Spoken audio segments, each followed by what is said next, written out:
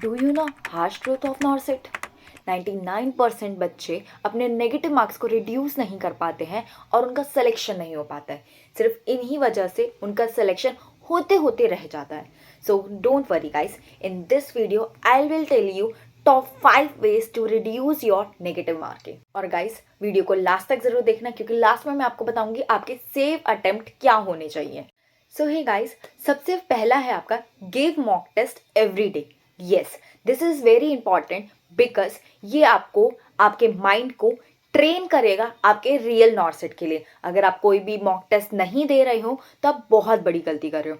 So give mock test every day so you train your brain and make a habit कि किस तरीके से आपको क्वेश्चन प्रैक्टिस करने हैं, और यही आपको बताएगा कि आपके मार्क्स रिड्यूस हो रहे हैं या नहीं। Second is analysis. Guys, it is a very important process. अगर आप ये नहीं कर रहे हो तो आपका मॉक टेस्ट देने का कोई फ़ायदा नहीं है, बिकॉज यही आपको बताएगा कि आपकी रैंक इंक्रीज होगी या डिक्रीज होगी। सो आप इधर देख सकते हो कि किस तरीके से मैं एनालाइज करती थी। मैं हर एक टेस्ट का लिखती थी कि मैंने कितने स्किप करे हैं, कितने मैंने गेस करे हैं और किस में मैंने नेगेटिव मार्किंग करी है। तो इसी से आपके मार्क्स जो होंगे, आपका जो नेगेटिव स्कोर होगा वो रिड्यूस होगा। So guys, first of all, अगर मैंने गेस ज़्यादा किए हैं तो मेरे को गेस कम करने होंगे। लाइक मेरे को एक से दो या तीन मैक्सिमम गेस आप कर सकते हैं, उससे ज़्यादा गेस मत कीजिए बिकॉज आपके नेगेटिव ज़्यादा हो जाएंगे। सेकेंडली, आपका नेगेटिव मार्क्स हैं वो क्यों आ रहे हैं? ठीक है, या तो आपका कॉन्सेप्ट क्लियर नहीं है, ठीक है, या तो आपने गलत लॉजिक लगा लिया है, या बाय मिस्टेकनली आपने कर दिया कि आपको पता था बट हल्का सा कहीं रह गया और आपका नेगेटिव हो गया। तीसरी चीज, आप स्किप कर दिए, मतलब आपको उस कॉन्सेप्ट में डाउट है, वो कॉन्सेप्ट ही आपको क्लियर नहीं है। तो इस तरीके से आपको एनालिसिस करना है। और गाइज, ये सारे स्टेप्स आपको रोज फॉलो करने हैं to make an habit in yourself, right? Third is the elimination method. सबसे पहले आपने अपना क्वेश्चन देखा और क्वेश्चन देख के ही आपको पता चल गया कि ये तो आपको मतलब आपको पता चल जाता है ये कॉन्सेप्ट आपने पढ़ रखा है। तो सबसे पहले आपने वो देख लिया, फिर आप उसके ऑप्शंस देखोगे। ऑप्शंस देख के अगर आपको आंसर मिल गया है तो टिक दैट करेक्ट आंसर और move into the next question. अगर आपको लग रहा है कि नहीं, मैं थोड़ा सा कंफ्यूज हूँ, ठीक है, फिर आप क्या करोगे, उन ऑप्शंस देखने के बाद से आप एलिमिनेट करोगे। ठीक है, अगर आप एलिमिनेट अपना कर पा रहे हो, ठीक है, आपने आपने अपने आपने तीन ऑप्शन मतलब आपने एलिमिनेट करा और एलिमिनेट करके आपको एक बेस्ट आंसर आपका मिल गया, तो गो फॉर दैट। अगर आपने दो एलिमिनेट कर दिए, दो में आपको कंफ्यूजन है, तो उधर आप थोड़ा सा गेस वर्क यूज करके और अपने बाकी के कॉन्सेप्ट लगा के पूरा थोड़ा सा एनालाइज करके कि आपने कहाँ पढ़ा था, किधर से रिलेटेबल हो सकता है, इस तरीके से आप वो क्वेश्चन सॉल्व कर सकते हो।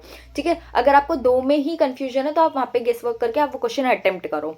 अगर आपको बिल्कुल ही नहीं आता तो उसे लीव कर देना है, ठीक है। और बाकी अगर आपको कंफ्यूजन है तो आपको उस पर थोड़ा सा और सोचो और आपको करेक्ट आंसर मिल ही जाएगा। इस तरीके से आपको एलिमिनेशन मेथड फॉलो करना है। Fourth is how to attempt a paper. It is very very important, और इसको आप अभी से फॉलो करना शुरू कर दो और फिर आप देखो आपके मार्क्स कैसे इंक्रीज होते हैं। तो सबसे पहले गाइज, आपको क्या करना होगा, 3 स्टेप्स में आपको पेपर अटेम्प्ट करना होता है। फर्स्ट आपका होगा जो आपको आते हैं, जो आपको आते होंगे ना, फटाफट उनको टिक टिक टिक टिक कर दोगे बिना टाइम वेस्ट करे, बिकॉज यहाँ पे आपका टाइम वही सेव करेंगे, राइट? तो अगर आपको मान लो फर्स्ट नहीं आता, सेकंड नहीं आता, थर्ड नहीं आता, फोर्थ आता है, तो अब सीधा फोर्थ वाला करोगे। फिर फिफ्थ सिक्स्थ नहीं आता, आपको सेवन्थ आता है, आप सेवन्थ कर लोगे, ठीक है। ये मान लो आपको फिर उसके बाद आपको सेवन्थ के बाद 9 10th आता है फॉर टिक टिक टिक, आप ऐसे फर्स्ट स्टेप कर लिया। सेकंड स्टेप में आप कंफ्यूजन वाला करोगे कि थोड़ी सी कंफ्यूजन है पर थोड़ा सा दिमाग लगाओगे तो वो सॉल्व हो जाएगा। तो सेकंड अटेम्प्ट में आप वो करोगे कि आपको थोड़ी सी कंफ्यूजन है, फिर आपने वो टिक टिक टिक टिक कर दिया, ठीक है। ये आपको इसमें एलिमिनेशन मेथड यूज करना, आप वो कर लोगे, ये हो गया। थर्ड स्टेप में आप क्या करोगे, जो आपको बिल्कुल ही नहीं आते फिर आप वो देखोगे, फिर जो आपको बिल्कुल नहीं आते आप उसमें देखोगे आप कर सकते हो, एलिमिनेशन मेथड यूज करके देखोगे हो रहा है, अगर नहीं हो रहा है तो आप लीव कर दोगे। और पर सेक्शन आप सिर्फ कितना, अगर आप प्रीलिम्स का कर रहे हो तो सिर्फ आप कितना छोड़ सकते हो, आप 2 क्वेश्चन छोड़ सकते हो, 2 या फिर 3 क्वेश्चन छोड़ सकते हो बस, उससे ज़्यादा छोड़ने की भूल मत करना, ठीक है, नहीं तो आपका ब्लंडर हो जाएगा। तो फिर आप 2 से 3 क्वेश्चन ही लीव कर सकते हो, तो जो आपको बिल्कुल नहीं आते होगे उसे लीव कर देना। और जो आप, ठीक है, आप एलिमिनेट कर सकते हो, गेस कर सकते हो, आप वो सेकेंड अटेम्प्ट में करोगे, और फर्स्ट में तो आपको जो आता होगा क्लियरली आप वो करो। सो गाइस, मैंने ये टॉप 5 वेज बताए हैं पेपर अटेम्प्ट करने के, जो कि आपको हेल्प करेंगे आपके नेगेटिव मार्क्स को रिड्यूस करने के लिए। ये बहुत अच्छी स्ट्रैटेजीज हैं, they work for me, they can also work for you. और तब तक के लिए bye bye, tata, stay tuned and make sure to subscribe so that आपको ऐसी ही इंफॉर्मेटिव वीडियोस मिलती रहे। सो गाइस, मैंने ये टॉप 5 वेज बताए हैं पेपर अटेम्प्ट करने के, जो कि आपको हेल्प करेंगे आपके नेगेटिव मार्क्स को रिड्यूस करने के लिए। ये बहुत अच्छी स्ट्रैटेजीज हैं, they work for me, they can also work for you. और तब तक के लिए bye bye, tata, stay tuned and make sure to subscribe so that आपको ऐसी ही इंफॉर्मेटिव वीडियोस मिलती रहे। कमेंट सेक्शन में जाके फटाफट से कमेंट सेक्शन में जाके मेंशन कर दो, आई विल क्रैक नॉर्सेट।